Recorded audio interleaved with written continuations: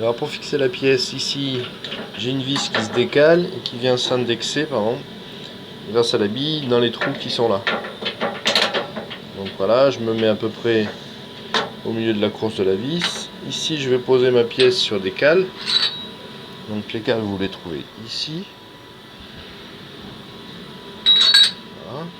Bien sûr il faut que j'usine ma pièce, donc il faut qu'elle dépasse un peu des cales. Pour savoir de combien j'usine, il faut regarder votre fichier CATIA. Et vous aurez la longueur sur laquelle j'usine. Voilà, je mets en place ma pièce.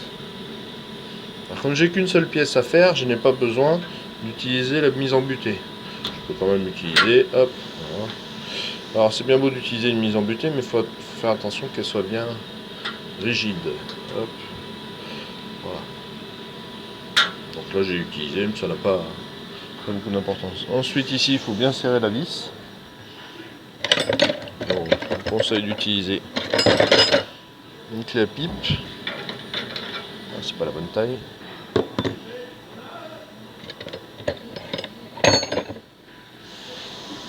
Donc on utilisera une clé plate de 21. Le mieux ce sera avec une clé à pipe, ça on a plus de force. Voilà, on n'hésite pas à serrer, il faut bien que ça tienne. Voilà, donc la pièce est installée. Je vais maintenant placer mon origine au centre de ma pièce. Alors il y a plein de techniques pour faire ça. La première technique que je vais vous apprendre, ça va être l'utilisation d'une pinule. Donc la pinule, c'est un outil un peu spécial. Vous voyez que quand il va venir toucher la pièce, à l'intérieur on a un ressort. Le ressort va se désaxer et ça va amplifier le décalage. Dès qu'on touche la pièce ici, il va se produire un petit décalage comme ça, amplifié. Donc même si on touche la pièce de 1 centième de millimètre, on aura quand même un petit décalage sur l'axe perpendiculaire à la direction à laquelle on a touché, ici de plusieurs millimètres. Donc ça permet de voir qu'on a touché la pièce. Il existe des pinules numériques ou plein d'autres choses. Alors pour mettre la pinule dans le magasin, je vais vous apprendre. On va fermer les portes de la machine. Ici. On va passer en mode manu. Donc c'est le mode manuel du magasin. Et on va faire sortir le magasin avec ça. Le magasin est sorti. Ici on va faire tourner pour placer l'outil au poste 3. Donc voilà. Et hop. Je trouve la porte. Je vais positionner mon outil. Donc en ayant préalablement vérifié que j'ai la bonne tirette. Donc il faut regarder sur le dessin. Et là qu'on a la bonne tirette. Et qu'on a bien ici un cône avec une encoche. L'encoche elle est ici. Si on ne monte pas les bons outils dans la machine, ils vont se bloquer dans la broche. Donc voilà. Et je positionne l'encoche vers le fond, vérifiant bien que ça soit indexé là. Donc tout s'indexe bien. Voilà, je referme la porte. Donc ce que je vous conseille, si vous ne voulez pas que ça tape, c'est on sort le porte-outil, le magasin pardon, et on re-rentre le magasin. Ça évite qu'elle tape. Donc maintenant si je veux appeler mon outil 3, je vais aller en mode introduction manuelle de données, donc c'est le mode IMD. Alors là je l'ai pas, je rappuie un coup sur mode IMD, tac, je le sélectionne et je vais dire que je veux l'outil 3. Alors la fonction c'est M6T3, donc je l'appelle M6 appel d'un outil et je veux le 3. Je vais faire entrée et 2 fois départ cycle. 1, 2. Et là j'ouvre ici, là, j'ouvre le potentiomètre des avances. Voilà ce qui se passe. Alors ça marche pas parce que ici je suis resté en manu. Donc je me mets en auto, je retape ma valeur, je vais essayer le départ cycle mais je pense pas que ça marche. Ah si, ça a marché. Voilà. J'ouvre le potentiomètre des avances. On voit que le T3 se met sous la broche. Par la machine. Voilà. Alors, je referme le potentiomètre des avances. C'est une petite habitude. À chaque fois que vous l'utilisez, vous refermez derrière. Si ce potentiomètre est à 0, la machine ne bouge pas, donc vous êtes plutôt en sécurité. Alors, j'ai pris mon outil. Maintenant, il va falloir que je le fasse tourner. Alors, la fonction pour faire tourner, c'est M3 Donc c'est le sens de rotation. S, la vitesse. On va faire tourner à 800. Entrée, départ cycle. Voilà. Donc j'ai maintenant mon outil qui tourne. Je suis en mode IMD, donc j'ai pas accès à la manivelle, ça bouge pas. Donc il faut que je repasse en mode manu. Mode manu. Et là maintenant je vais pouvoir descendre. Alors je vais faire très attention avec la pinule, parce que si la pinule tape la pièce en descendant en Z, elle est cassée. Je vais me déplacer en Y. Alors là je vois que, enfin moi j'entends que je suis pas à 800 tours. Vous voyez, je suis à 59% de 800 tours. Donc si je veux le mettre à 100%, ici j'ai un potentiomètre, je tourne. Voilà. Et là je ferai du meilleur boulot. Je me mets à peu près à 100%. Et là je vais faire du meilleur travail. Donc je continue à descendre. Je vais me décaler un peu en Y. Je descends.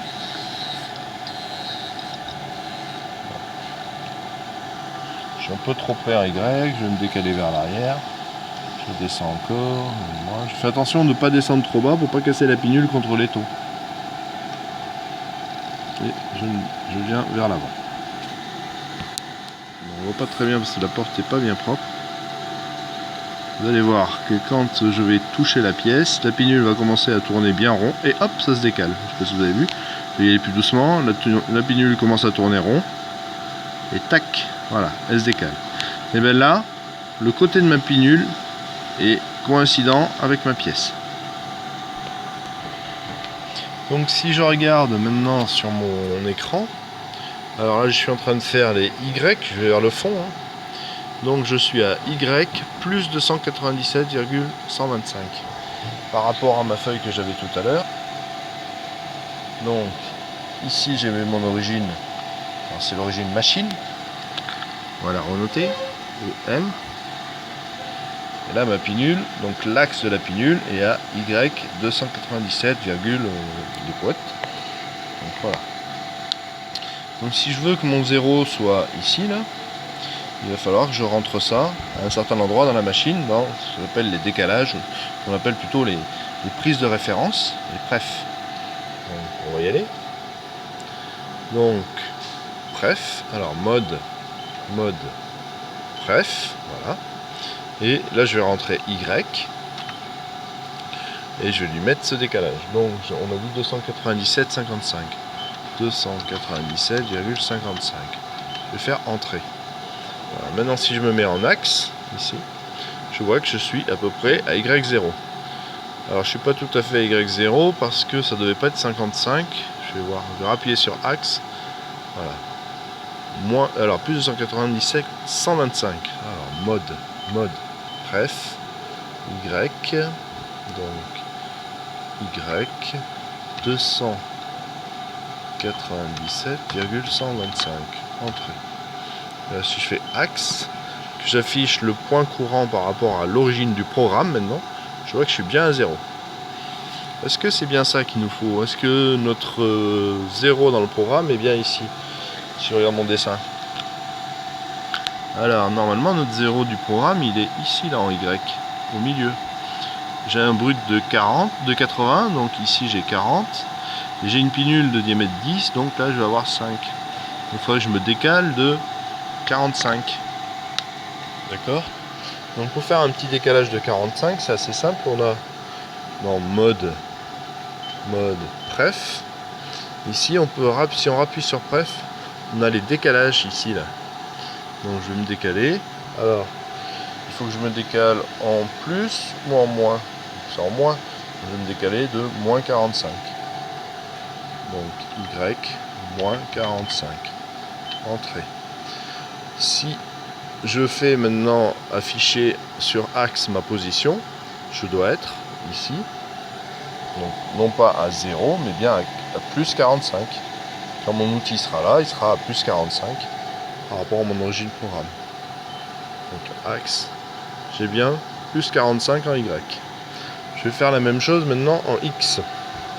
Alors pour faire la même chose en X, je repasse en mode manu. Manu. Voilà, je vais me décaler en X+. Voilà. Je vais venir vers moi et je vais me remettre sur le côté. Alors le X c'est pas facile à voir. Il faut se mettre bien en haut, il faut essayer de regarder. Et doucement. La pinule touche doucement. Tac, vous avez vu peut-être le décalage, on voit pas bien sur la vidéo. Donc là j'y suis. Donc je regarde.